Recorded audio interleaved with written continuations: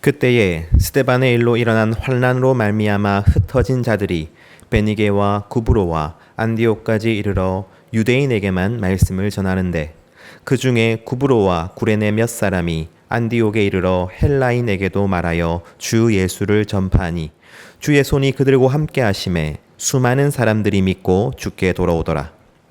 예루살렘 교회가 이 사람들의 소문을 듣고 바나바를 안디옥까지 보내니 그가 이르러 하나님의 은혜를 보고 기뻐하여 모든 사람에게 굳건한 마음으로 주와 함께 머물러 있으라 권하니, 바나바는 착한 사람이요 성령과 믿음이 충만한 사람이라. 이에 큰 무리가 주께 더하여지더라.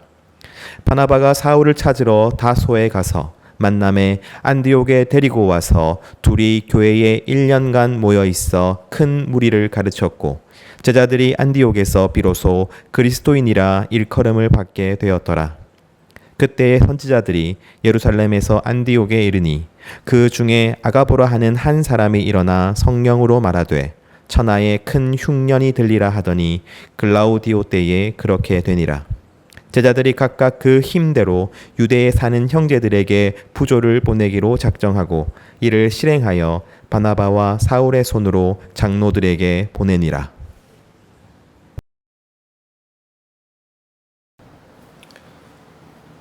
우리는 지난주에 베드로의 세계관이 바뀌고 예루살렘 교회의 세계관이 바뀐 것을 함께 나누었습니다. 하나님 나라 확장에 있어서 가장 걸림돌이 되는 것은 세상의 오해나 사단의 공격이 아니라 바로 우리의 세계관이 바뀌지 않는 것이라고 하였죠. 하나님은 외모를 보지 않으시고 중심을 보십니다. 외모란 겉으로 드러나는 모든 것, 겉모습, 행위, 내면 모두를 아우르는 말입니다. 그리고 중심은 오직 예수 그리스도를 가리킵니다. 즉, 다시 말하면 하나님은 그 무엇도 보지 않고 오직 예수 그리스도만을 보신다는 의미인 것이죠. 그러므로 성도 또한 그 무엇도 보지 않고 오직 예수 그리스도가 있는 중심, 예수 그리스도가 있어야 하는 중심을 보아야 하는 것입니다. 지난 3주간 하나님 나라 세계관에 대해서 함께 나누었는데요. 오늘이 그 마지막 시간입니다. 시간 순으로 정리하자면 베드로를 세심하게 인도하셔서 그의 세계관을 바꾸어 가시다가 결정적으로 접시 환상을 통하여 그의 세계관을 바꾸십니다. 그리고 베드로와 고넬료가 만나고 이방인에게 처음으로 세례를 주지요. 그리고 예루살렘 교회 또한 자신의 세계관을 바꾸게 됩니다. 그리고 마침내 오늘 본문에서 이방인 교회가 세워지게 됩니다. 바로 안디옥 교회지요. 하지만 예루살렘 교회가 주도적으로 이방 선교에 나서서 안디옥 교회를 개척한 것이 아닙니다. 엄밀하게 말하면 그들의 세계관이 바뀐 것과 안디옥 교회가 세워진 것은 별개의 일이었습니다. 다만 그 시기는 아주 절묘하게 맞아떨어졌죠. 사도행전 11장 19절에서 21절 말씀입니다. 그때에 스데반의 일로 일어난 환난으로 말미암아 흩어진 자들이 베니게와 구브로와 안디옥까지 이르러 유대인에게만 말씀을 전하는데, 그 중에 구브로와 구레네 몇 사람이 안디옥에 이르러 헬라인에게도 말하여 주 예수를 전파하니 주의 손이 그들과 함께 하심에 수많은 사람들이 믿고 주께 돌아오더라. 그때는 바로 예루살렘 교회의 세계관이 바뀐 때를 말합니다. 바로 그때 멀리 떨어진 안디옥이라는 도시에서 헬라파 유대인, 헬라어를 쓰는 유대인들이 복음을 전합니다. 처음에는 유대인들에게만 전하였는데 구브로와 구레네 출신 성도 몇몇이 이방인에게도 복음을 전하죠. 그러니까 이 사람들은 지금 베드로와 고넬료 그리고 예루살렘 교회에서 일어난 일을 알지 못합니다. 그냥 열정에 넘쳐서 그냥 그들이 내 눈앞에 있으니까, 그리고 이 복음이 저들에게도 기쁜 소식이라고 생각해서 그렇게 하나님의 섭리 가운데 이방인에게 말씀을 전했던 것이죠. 그렇게 수많은 이방인들이 예수님을 믿게 됩니다. 그리고 공식적으로 유대인과 이방인이 함께하는 교회가 세워진 것이죠. 바로 이것이 첫 번째 이방인 교회인 안디옥 교회입니다. 사랑하는 성도 여러분, 우리의 세계관이 바뀌어서 우리가 땅끝으로 가고 그 전까지는 이방인이라고 생각했던 사람들에게 복음을 전해야 하는 것이 맞습니다. 하지만 하나님 나라 세계관은 훨씬 더 많은 일을 합니다. 그리고 오늘 본문은 세계관이 바뀐 성도에게 일어나는 첫 번째 변화를 보여줍니다. 우리가 진정으로 외모를 보지 않고 중심을 보게 될 때 무엇이 가장 먼저 만들어지는지를 보여주는 것이죠. 이방인에게 복음을 전하였습니다. 그래서 유대인과 이방인이 한 공동체를 이루었습니다. 이방인 교회가 세워졌습니다. 그리고 이 소식을 예루살렘 교회가 듣게 되었습니다. 이전 같았으면 당장에 이방인에게 복음을 전한 그 사람들을 징계하고 이방인들을 교회에서 쫓아내고 그리고 안디옥 교회 자체를 인정하지 않았을 수도 있죠. 어쩌면 자신들이 당했듯이 안디옥 교회를 핍박했을 수도 있습니다. 그러나 이미 예루살렘 교회의 세계관이 바뀌었죠. 그래서 예루살렘 교회는 이방인들을 배척하는 대신에 오히려 안디옥 교회로 바나바를 파송합니다. 왜 사도들 중 한 명이 아니라 바나바였을까요? 바나바는 안디옥에서 이방인에게 복음을 전하였던 구브로 사람과 같은 출신이었습니다. 그리고 헬라어에 능통하였을 뿐만 아니라 가장 관대한 마음을 가지고 있는 위로자였죠. 즉 새롭게 시작되는 어린 교회, 유대인과 이방인들이 함께 섞여 새로운 길을 걷는 교회를 위로하고 격려하기에 가장 적합한 사람이었던 것입니다. 바나바를 파송하였던 것은 예루살렘 교회의 지혜로운 판단이었습니다. 사도행전 11장 24절 말씀입니다. 바나바는 착한 사람이요 성령과 믿음이 충만한 사람이라 이에 큰 무리가 주께 더하여 지더라. 바나바라는 지도자의 인도 아래서 안디옥 교회는 크게 부흥합니다. 하지만 사람들이 많아지면서 바나바 혼자로는 감당하기 어려운 규모의 교회가 되었죠. 그래서 바나바는 사울을 찾으러 다소까지 갑니다. 그래서 그를 안디옥 교회로 불러오지요. 사실 처음 사울이 회심하고 바나바가 그를 예루살렘 교회의 지도자들에게 소개한 지는 10년 정도가 지난 시점이었습니다. 사울은 자신의 고향인 다소로 돌아갔으며 그 기간 동안 무엇을 했는지는 알려져 있지 않습니다. 즉 사울은 잊혀져 있었던 것이죠. 그런데 바나바가 그를 기억하고 그를 불러서 함께 안디옥 교회에서 사역하는 것입니다. 사실 사울을 부른 것이 바나바의 단독적인 결정이었는지 예루살렘 교회와의 교감이 있었는지는 확실하지 않습니다. 하지만 저는 여러 가지 상황이나 바나바의 성품으로 보았을 때 적어도 예루살렘 교회에 동의가 있었을 것이라고 생각합니다. 즉 예루살렘 교회의 인정 아래서 사울이 바나바와 함께 안디옥 교회에서 사역하게 된 것이죠. 그렇게 1년 동안 바나바와 사울이 안디옥 교회에서 열심히 성도들을 가르쳤더니 비로소 그들은 세상으로부터 그리스도인이라고 일컬음을 받습니다. 그뿐만이 아니었습니다. 사도행전 11장 29절에서 30절 말씀입니다. 제자들이 각각 그 힘대로 유대에 사는 형제들에게 부조를 보내기로 작정하고 이를 실행하여 바나바와 사울의 손으로 장로들에게 보내니라. 천하에 큰 흉년이 들자 안디옥 교회는 각각 힘에 닿는 대로 유대에 있는 형제들 예루살렘 교회를 위해 구제 헌금을 합니다. 그리고 바나바와 사울의 손으로 예루살렘 교회로 보내지요. 여기까지가 오늘 본문의 내용입니다. 오늘 본문에서 이처럼 여러 가지 내용이 나오지만 중요한 것은 두 가지 사건입니다. 첫 번째는 예루살렘 교회가 안디옥 교회에게 바나바를 주는 사건입니다. 두 번째는 안디옥 교회가 예루살렘 교회에게 구제헌금을 주는 사건이죠. 즉 누가는 세계관이 바뀐 교회가 가장 먼저 서로에게 주는 일을 하고 있다고 말하고 있는 것입니다. 주는 대상이 누구입니까? 예루살렘 교회 입장에서 안디옥 교회는 이방인들입니다. 함께 앉지도 먹지도 마주하고 있지도 않는 사람들이죠. 그런데 그들에게 가장 필요한 것 바로 리더이자 교사를 주고 있습니다. 안디옥 교회 입장에서는 예루살렘 교회는 멀리 떨어져 있고 자신들이 한 번도 본 적 없으며 오히려 자신을 혐오하고 배척하였던 유대인들이죠. 그런데 그들에게 힘 닿는 대로 헌금을 보내는 것입니다. 이들은 지금 서로를 가족으로 생각하고 있습니다. 그렇습니다. 변화된 세계관이 가장 먼저 만드는 것은 새로운 가족입니다. 그들의 겉모습이 어떠하든, 그들의 행위가 어떠하든, 그들의 내면이 어떠하든 상관없이 오직 예수 그리스도만으로 묶여진 새로운 가족이 탄생한 것이죠. 사랑하는 성도 여러분, 사실 이러한 사도행전의 새로운 가족은 성경에서 처음 나온 개념이 아닙니다. 복음의 기능 자체가 원래 새로운 가족을 만드는 것입니다. 그리고 처음부터 이 가족은 10배, 50배, 100배로 확장되어야 합니다. 마가복음 10장 29절에서 30절 말씀입니다.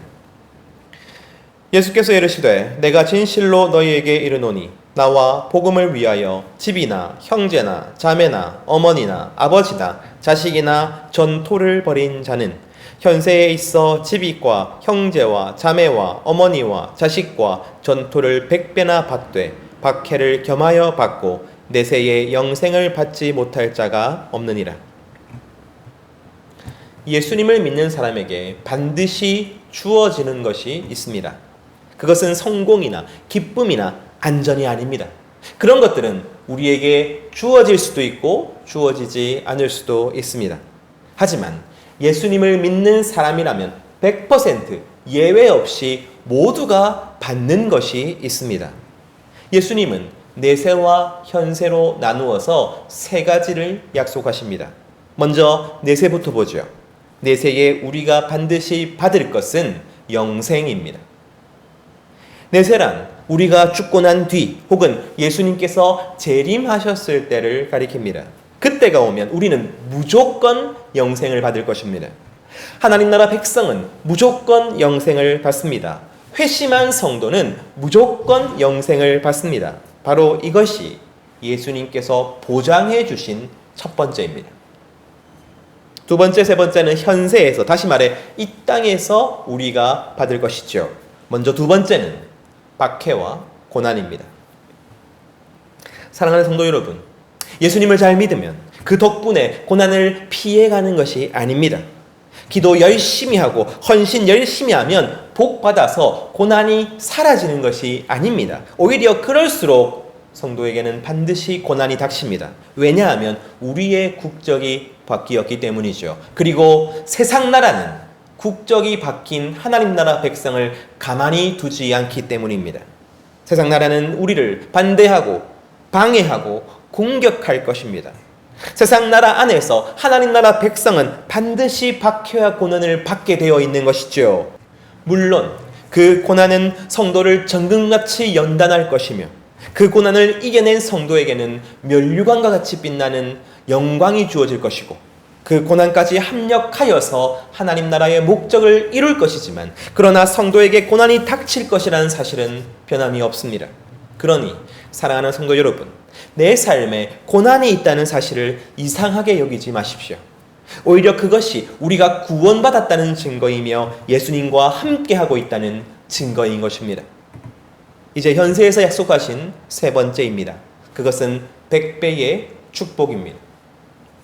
예수님을 위하여 집이나 형제나 자매나 어머니나 아버지나 자식이나 전토를 벌인 자는 현세에 있어서 집과 형제와 자매와 어머니와 자식과 전토를 100배나 받는다고 하지요. 그러니까 100배의 축복입니다. 이를테면 내가 헌금을 100만 원을 하면 축복으로 1억 원을 받게 되는 것이죠. 땅을 100평 하나님 일을 위해서 쓰면 하나님께서 만평을 주신다는 것입니다. 그러나 우리는 현실이 그렇지 않다는 것을 잘 알고 있습니다. 만약 그렇게 100배의 축복이 보장된다면 이 땅에서 예수를 믿지 않을 사람이 어디에 있겠습니까? 사랑하는 성도 여러분, 이 말씀은 무엇이든 100배를 주겠다는 약속이 아닙니다. 이 말씀이 무엇을 의미하는지는 더 주의 깊게 읽어야만 합니다. 예수님을 위하여 버린 목록들이 나오죠. 그것은 집이고 형제고 자매고 어머니이며 아버지이고 자식이고 전토입니다. 그런데 이 사람이 현세에서 100배로 돌려받을 것들의 목록이 좀 차이가 있습니다. 그것은 집과 형제, 자매, 어머니와 자식과 전토입니다. 예수님 때문에 포기한 것에는 있는데 예수님께 다시 받을 것에는 없는 것이 하나가 있습니다. 바로 그것은 아버지입니다.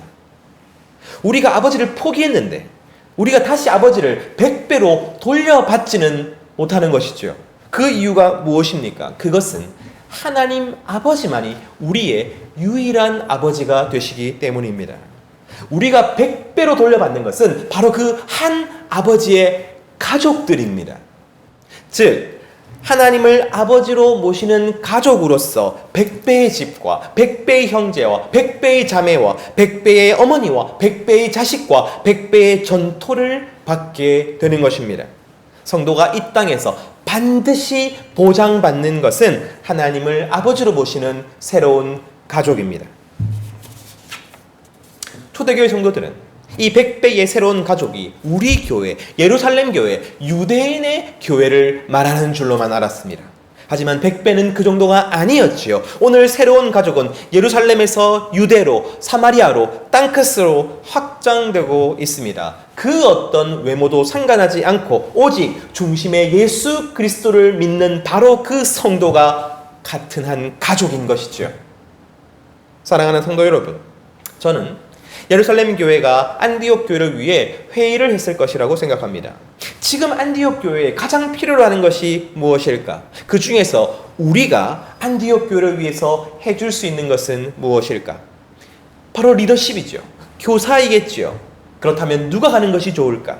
열정이 넘치는 선도들이지만 훈련받거나 교육받지 못했기에 오류도 많고 오해도 많을 그들에게 누구를 보내야 할까? 유대인과 이방인, 서로 완전히 다른 두 부류의 성도가 함께 있는 그 공동체에 누구를 보내야 하나가 되게 할까? 안디옥이라는 거대한 도시, 거대한 이방의 문화 한가운데서 하나님 나라로 살아가야 할 성도들을 누가 위로하고 격려할 수 있을까? 그러한 진지한 고민과 의논 끝에 바나바를 보내기로 결정했다고 저는 생각합니다. 본문은 이례적으로 바나바를 칭찬하고 있습니다. 그는 착한 사람이고 성령과 믿음이 충만한 사람이었다. 저는 이 칭찬이 예루살렘 교회를 향한 것이라고 생각합니다. 예루살렘 교회는 가족으로서 상대에게 줄 수 있는 가장 좋은 것을 안디옥 교회에게 주었습니다. 안디옥 교회도 마찬가지예요. 천하에 큰 흉년이 들었습니다. 유대와 예루살렘에만 흉년이 든 것이 아니에요. 안디옥에도 흉년이 들었습니다. 하지만 그들은 예루살렘 교회를 생각합니다. 바나바를 보내준 예루살렘 교회, 가난한 이들과 과부들이 특히 많은 예루살렘 교회, 유대인들에게 외면받고 박해받는 예루살렘 교회, 자신들의 형제이자 가족인 예루살렘 교회를 생각하였습니다. 그래서 그들은 각자 자신의 힘이 닿는 대로 예루살렘 교회를 도왔던 것이죠. 예루살렘 교회와 안디옥 교회는 가족으로서 서로를 생각하고 있습니다. 비록 그들의 인종과 문화가 다르며 그들 중 많은 수는 서로를 한 번도 본 적이 없지만 단지 그들의 중심에 동일한 예수 그리스도가 계시다는 이유만으로 그들은 서로를 생각하고 위하고 자신의 것을 주면서 사랑하고 있습니다. 예수님 때문에 만들어진 새로운 가족으로서 살아가고 있는 것이죠. 사랑하는 성도 여러분, 외모가 아니라 중심을 보는 하나님 나라 세계관이 가장 먼저 만드는 것은 언제나 새로운 가족입니다. 하나님 아버지를 아버지로 모시는 새로운 가족입니다. 그러니 먼저 우리 교회에서 그 가족됨을 경험하고 누리게 되기를 소망합니다. 함께 모여 예배드리는 것, 그리고 서로의 기도 제목을 나누는 것, 그리고 간절히 기도하는 것, 바로 그것이 하나님 나라 가족으로서 사는 법입니다. 그리고 오늘 본문처럼 서로에게 필요한 것을 주고 받는 것, 그 안에서 가족의 하나됨과 끈끈함과 그리고 사랑이 더욱 굳건해지는 것이죠. 주고받는 것을 어색해하지 마십시오. 가족끼리 그러는 것 아닙니다. 저는 한 성도가 언젠가 가져왔던 멜론을 계속 생각합니다. 특산물이었죠. 정말 맛있었습니다. 하지만 그보다 더 감사한 것은 멜론을 보고 교회 사람들 생각이 난 것입니다. 그래서 교회 사람들이랑 함께 먹고 싶어서 가져오신 것이죠. 그 생각이, 그 마음이, 그리고 실제로 주는 그 행위가 여러분 우리를 더 깊고 사랑하게 만드는 것입니다. 지금 우리 교회 성도들은 각자의 사정으로 멀리 떨어져 있습니다. 하지만 안부를 묻는 제 문자에 빠지지 않는 것은 서로의 근황과 기도 제목에 대한 질문입니다. 저는 그 모습이 참 감사합니다. 왜냐하면 그것이야말로 외모가 아니라 중심 때문에 만들어진 새로운 가족들에 대한 관심이기 때문이죠. 하지만 조심하십시오. 우리 교회만 가족인 것이 아닙니다. 이 땅에 너무 많은 교회들이 이러한 착각 속에 살아갑니다. 우리 교회만 잘 되면 좋고 우리 성도들만 잘 되면 좋다고 생각하는 것이죠. 하지만 우리의 세계관이 바뀌면 그렇게 살아갈 수 없습니다. 교회에도 외모가 있습니다. 교회의 겉모습, 교단이나 건물이나 위치나 사람 수나 재정 같은 것들로 차별을 두어서는 안 됩니다. 교회의 행위, 예배의 모양은 어떻고 모임은 어떻게 하는지, 나눔과 구제는 어떻게 하는지를 가지고 선을 그어서도 안 됩니다. 교회의 내면, 그 교회의 교리나 문화나 정치적, 사회적 견해들을 가지고 밀어내서도 안 됩니다. 그런 것들이 다 외모입니다. 그러나 우리는 외모가 아니라 중심만을 주목하죠. 오직 예수 그리스도만을 주목합니다. 만약 예수 그리스도만이 유일한 구원자라고 고백하는 교회가 있다면 그 교회는 하나님을 한 아버지로 모시는 가족입니다. 우리 교회는 교회 리모델링 예산을 아껴서 부천에 있는 한 개척교회를 후원하였습니다. 그 교회가 어렵기 때문에 혹은 목사님이 아프시기 때문에 우리가 후원을 한 것이 아니에요. 우리가 한 가족이기 때문에, 우리가 형제 자매이기 때문에 후원을 한 것입니다. 또 우리 교회는 베트남에 계신 선교사님을 후원하고 있습니다. 어려운 일을 하시니까, 값진 일을 하시니까 열심히 하시라고 우리가 돕는 것이 아니에요. 베트남에 있는 우리 가족이니까 후원하고 있는 것입니다. 동시에 우리는 새 교회에서 후원을 받고 있습니다. 우리 교회가 미자립 교회이고 상황이 어렵기 때문에 도움을 받는 것이 아닙니다. 우리가 한 가족이기 때문에 도움을 받는 것입니다. 주고 받는 것에 주저하지 않아야 합니다. 그리고 주고 받는 것을 통해서 서로가 더욱 친밀해지고 하나가 될 수 있어야 합니다. 마치 예루살렘 교회와 안디옥 교회처럼 말이죠. 저는 우리 교회 성도들이 주고받는 것을 잘했으면 좋겠습니다. 그리고 우리 교회가 주고받는 것을 잘했으면 좋겠습니다. 이번 주에 두 성도님이 감사하게도 새롭게 푸르는 교회에 후원을 하겠다고 연락을 주셨습니다. 제 마음에 참 감사하면서도 한편으로 죄송하고 부담을 드리는 것이 아닌가 걱정도 되고, 그리고 더딘 교회의 성장에 마음이 쓰였습니다. 그런데 이번 설교를 준비하면서 주는 것뿐만 아니라 받는 것도 참 잘해야겠다는 생각이 들었습니다. 가족끼리는 그러는 것이 아니니까요. 정말 감사하다고, 그리고 최선을 다하겠다고 연락을 드려야겠습니다. 사랑하는 성도 여러분, 우리 마음껏 주고받기를 원합니다. 마음껏 가족됨을 누리기를 원합니다. 그 가족됨이 10배, 50배, 100배로 확장되어서 이 세상 모든 교회들이 하나의 가족임을 고백하게 되기를 소원합니다. 주님만으로 가족이 되는 이 놀라운 기적을 우리 교회뿐만 아니라 더 많은 교회들이 누릴 수 있기를 간절히 소망합니다.